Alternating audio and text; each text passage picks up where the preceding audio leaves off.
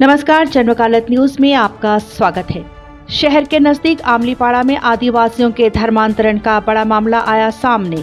हिंदू संगठन की सक्रियता से हुआ प्रकरण दर्ज। शहर के नजदीक आदिवासी बहुल ग्राम आमलीपाड़ा में आदिवासियों के धर्मांतरण का बड़ा मामला सामने आया है। हिंदू संगठनों की सक्रियता से धर्मांतरण के इस मामले का खुलासा हुआ। आमलीपाड़ा में मुख्य सड़क से काफी दूर एक खेत में चर्च बनाकर आदिवासियों को बीमारियां और दुख दर्द ठीक करने का प्रलोभन देकर ईसाई बनाया जा रहा था। विश्व हिंदू परिषद के गौरव शर्मा को सूचना मिली थी कि आमलीपाड़ा में ईसाई मिशनरियों द्वारा चर्च बनाकर भोले भाले आदिवासियों को बीमारियां ठीक करने और दुख दर्द दूर करने के नाम पर ईसाई बनाया जा रहा है। इस अस्थायी चर्च में हर रविवार को प्रेयर का आयोजन किया जाता है, जिसमें बड़ी संख्या में आदिवासी महिला पुरुष शामिल होते हैं। सूचना के आधार पर शर्मा अपने कुछ कार्यकर्ताओं के साथ आमलीपाड़ा पहुंचे। सूचना सही होने पर उन्होंने इस बात की सूचना पुलिस को दी।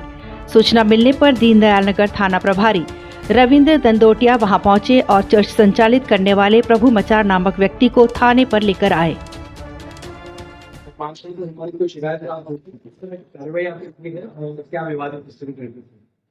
जी, अभी कुछ देर पहले हमें हिंदू संगठन के द्वारा कुछ सूचना प्राप्त हुई थी कि हमारे थाना क्षेत्र में आमलीपाड़ा में एक खेत में चर्च बना करके कुछ लोगों के, आदिवासी लोगों का धर्मांतरण किया जा रहा है। तो उसके संबंध में हम लोग वहाँ गए थे और प्रकरण प्रकाश में लाया गया है और इसकी अभी जांच की जा रही है और जैसा भी जांच के बाद आएंगे तथ्य उस तरह की कार्रवाई की जाएगी। सूचना मिली थी कि आपको क्या आरोप है और क्या आपने पाया है, कहाँ गए थे?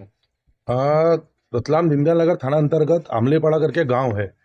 गांव के पटरी पार समीप एक खेत के अंदर शायद तथाकथित रूप से काफ़ी समय से एक चर्च बना रखा है, जहां पर आज जैसे सूचना प्राप्त हुई संगठन द्वारा, तो वहां पर हमने जब गए और वहां हमने जब जाकर देखा तो लगभग 200 से 300 आदिवासी महिलाएं और पुरुष लगभग वहां पर प्रार्थना सभा में बैठे थे और वहां पर लगभग इस प्रकार के सेवा के नाम पर और उनके उपचार का नाम पर ऐसे लोगों को भी बिठा रखा था जिनको ईसाईयत के नाम पर धर्मांतरित किया जा रहा था। जब जाकर प्रशासनिक सहायता के रूप में हमने वहाँ पर जाके जब वहाँ चर्च में भी जाकर देखा तो वहाँ पे हमें ऐसे काफ़ी लोग मिले जिनके उपचार का नाम पर जिनका धर्मांतरण किया जा रहा था।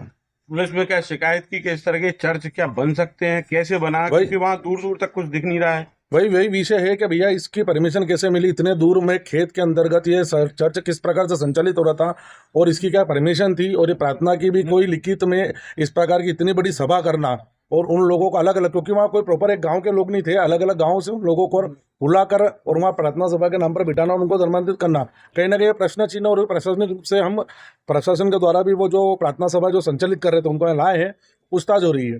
हमारा प्रश्न ये है कि जो इतने दूरी पर और खेत के बीच में जहाँ पर लगभग कोई जनमानस जा नहीं सकता आसानी से, वहाँ पर इस प्रकार से चर्च कैसे संचालित हो रहे हैं।